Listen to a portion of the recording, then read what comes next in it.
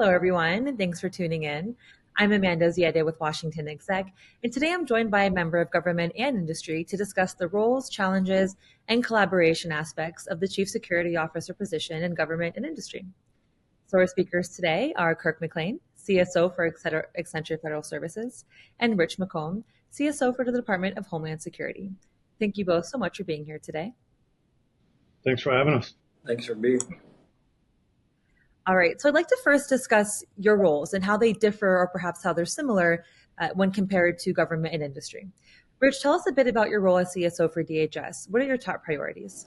Sure. Thank you, Amanda, and I really do appreciate the opportunity to be here with Kirk and appreciate the WashingtonExec giving us an opportunity to talk today. So as my role as the Chief Security Officer for Department of Homeland Security, essentially we're responsible for the policy, guidance, and oversight and programmatics of all security disciplines across the department, which impacts the 10 components and the 250,000 or so employees and 180,000 or so contract workforce. So we do that in coordination with the Chief Security Officer Council. So at every component, we have a Chief Security Officer, and we work in coordination with them to ensure that we have a standardized and comprehensive program that will help us reduce risk across really the many diverse missions that DHS has. Every component has some different risks, and we've built, I think, over the years, been able to build a program in support of the CSO Council and the components' respective missions and concerns with regard to security risk across the department. Thank you so much. So, Kirk, how about your role as CSO for Accenture Federal Services? What are you focused on? Yeah, I'm sure, programmatically, it's a lot of the same things that I think Rich is responsible for within government. You have your basic facility security and protection of corporate assets, right? Compliance and risk responsibilities, those program support roles, insider threat, crisis management, business continuity, security, education, training, awareness. And then specific to Accenture Federal is our FOCI monitoring and mitigation. But when you look at the overall arching sort of responsibility and practice, that it really gets down to compliance. And somewhat different than maybe a specific government agency within industry, we have to be responsible for catering to all the particular policies, practice, and standards across all of our client set, right? So that's one of the big differences there, where one agency may have one set of standards that they operate to within government, but outside an industry, we've got to accommodate everybody's policies and standards, right? So that's one of the biggest differences. And coming from government myself before going into industry, I had 34 years. And one of the other big things I say challenges us is employee retention, right? In industry, there's a lot higher attrition and turnover. And, for us, performance improves with knowledge, consistency, standards. But when you're facing, a little higher attrition rates than you did in government, sometimes it's tough to keep up with programs. And then I think the other big thing I would offer and challenge is in industry security, government, everybody understands security is just it's a requirement of business. In industry, they understand that it's certainly a requirement, but it's also comes out of overhead, right? So it's always measuring performance, trying to capture the value of your efforts and your teams, and then just weighing that against the bottom financials of the company, right? I wrote a little note for myself. Security is like insurance, right? Everybody wants it until you have to pay for it, right? So that's the challenge we face in industry. I see. Awesome. And we will jump further into those challenges in a little bit here. Speaking of the security systems in today's environment, we know they're target rich, especially in both your respective roles. And we know that, threats aren't decreasing, they're multiplying, and adversaries are faster than ever. So what are some of the top challenges, Kirk, to kind of dive deeper into that you're facing in your organization. And we'll start with industry. Yeah, sure. I think that dovetails well into what I was saying before. You're constantly having to do more with less, but it's also staying ahead of those threats, right? You want to do what you can to protect your corporate assets, your programs, your people, your facilities, your contracts, your clients, all the information, but you're doing that against a set of unknowns. You don't know where the threat is coming from, when it's coming from, how it will present itself. Is it internal? Is it external? Is it human? Is it technical?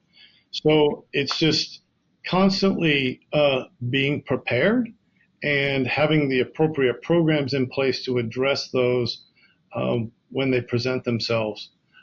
So it's a lot of planning, coordination, training, and education. And Rich, tell us about the challenges that you're facing, and do you find that what happens in industry oftentimes impacts DHS? Yeah, thank you, Amanda. As Kurt kind of summarized, some of the same challenges, but I would say that certainly from my perspective and some of the things that we're looking at here is, the threat of insider risks to the department. It's not only data loss, but it's workplace violence. It's potential harm to self, and the fact that in the hybrid environment that we're in these days, that is actually really multiplied quite significantly.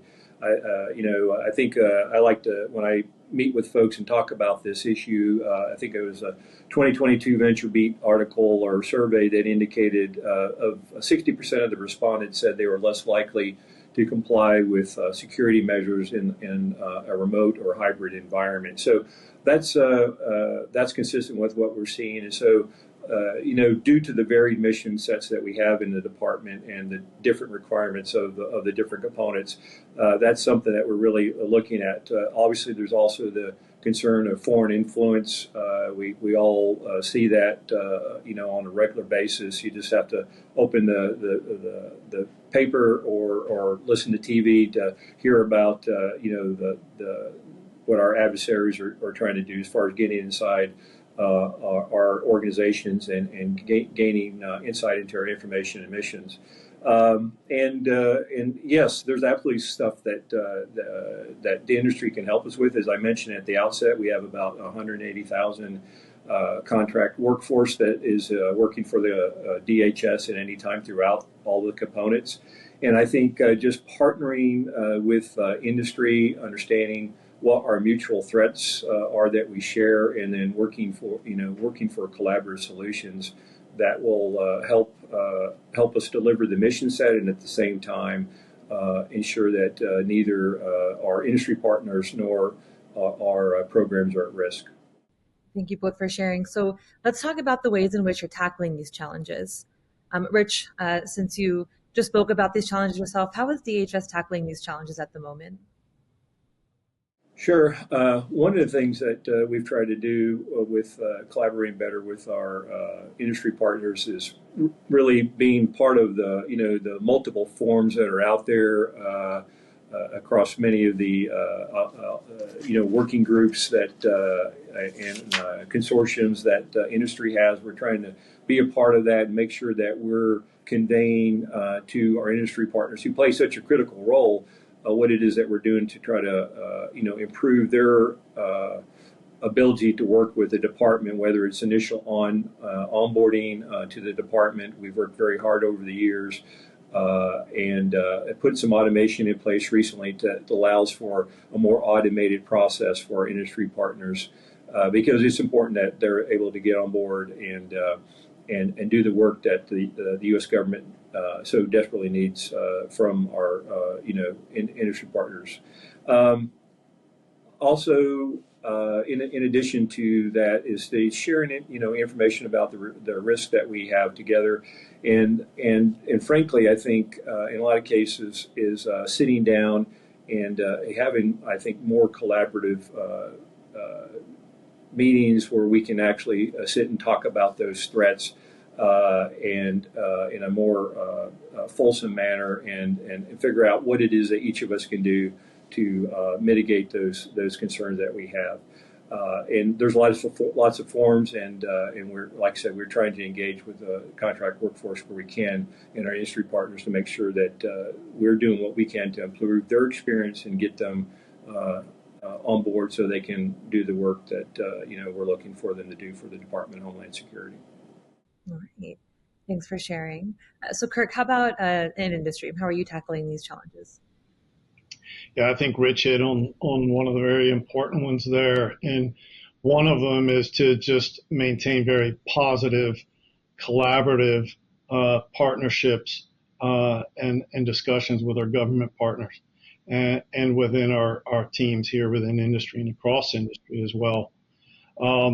Additionally, I think we have to look at security programs as we can't be an impediment to mission or to success.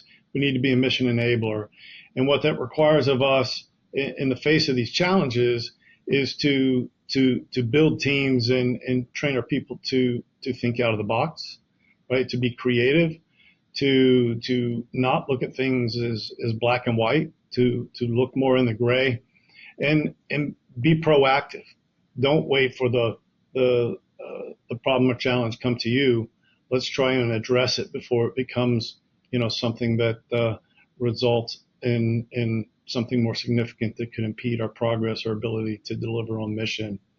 So, but I think all of that is ties back into what Rich said and what I said initially. It's those relationships, sharing information, relying on each other, and having those open and collaborative lines of communication. And just to briefly follow up, Kirk, I know we spoke about this previously, but how can you relay the message to government and industry that more security is better, which I know can be challenging sometimes because it comes with its own complexities. But why is this important? Yeah, I've got a couple of thoughts in response to that, obviously. So I want to offer the first one is more is not always better, but I think what we have to look at is the quality of the programs that we're responsible for, right? And ensuring that those programs have everything they need to perform and protect and deliver, whether it's for in support of our government clients or for protection of our corporate assets and materials. So I think that's foremost, just to make sure that those are quality programs. And then if they're not, then that's where more security comes in, right? And that, none of us can afford to have underperforming teams or teams that don't have all the information or capabilities that they need to deliver. So, I think that's the difference, right? Right. Rich, do you want to comment on that at all? Yeah, no, I couldn't agree with Kirk more. It's smart security that we need, potentially more of. The days of black and white approach to security from a risk reduction perspective doesn't work. As I mentioned, in Department of Homeland Security, we've got lots of different mission sets, and we certainly want to reduce risk across all those missions, but we have to make sure that we tailor that so that we can continue to enable the mission and frankly enable our industry partners as well. I mentioned earlier here about some automated onboarding. That was that effort has been a direct result of feedback we received from our industry partners with some challenges with regard to challenges of navigating the onboarding system for DHS for our contract staff. So I think it's got to be smarter, and I don't think reducing risk and coming up with better solutions are mutually exclusive. I think you can do both, and at the end of the day, not waste money, be cognizant of the taxpayers' dollars, and frankly our industry partners' bottom line as well, because they're so critical to what DHS does. All right. So to close the conversation, since we have both sides of the sector here, I'd love to ask how industry and government can work together to further protect security programs and improve the security posture in both industry and government. Rich, any thoughts? Sure. I think it goes back to what both Kirk and I mentioned earlier, is just really having a good collaborative relationship, between the industry writ large and the U.S. government, because quite frankly, there's lots of things that industry can provide, I think, from a risk reduction perspective, improving in customer experience. One of the things I've mentioned is automation. We here in DHS have done a lot to modernize our systems, and industry's been really a key part of that, but they're also been a recipient of that. And so I think, kind of figure out where we have mutually beneficial opportunities, I think is really important.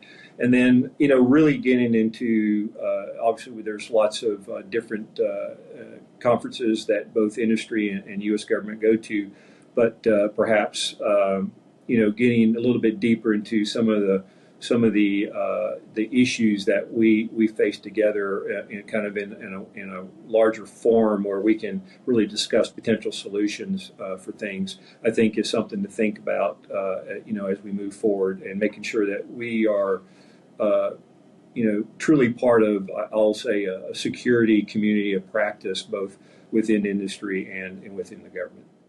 And Kirk, your thoughts? Yeah, I couldn't agree with Rich more. And I would start out with that I think more transparency is the first key item between government and industry, especially when it comes to security, because it's so tough for us to protect against threats or concerns that we don't know about, right? So I think more information sharing, more transparency. Rich brought up the conferences. We go to a lot of conferences each year to try and stay up on the latest trends, policies, updates, and things like that. But I find in a lot of those conferences, we're really in receive mode, and a lot of that conversation is one way. And I would love to see some of those conferences expanded for more of a dialogue, and looking for ways to maybe how to better share information, or even standardized practices that benefit industry. The variances, that I spoke of earlier on about the different policies and standards and portals and vetting practices and things like that. Well, those all are the variances are very costly, and they slow us down as far as performance and capabilities within industry. And I think that there's a lot of room for improvement there across government, right, and industry. And I think that, maybe one of these conferences is an opportunity for us to begin looking at ways to improve that dialogue and our performance in support of our government customers. Awesome. Well, that sounds like a great note to end on. I think we've had these conferences for many years, and noting that there might be a little bit of room for improvement, could be possible. Well, thank you both so much for joining me today, helping us better understand the CSO role in government and industry, the challenges that you're focusing on, and how you're working together to solve them. I appreciate it. Thank you for having us. Thank you.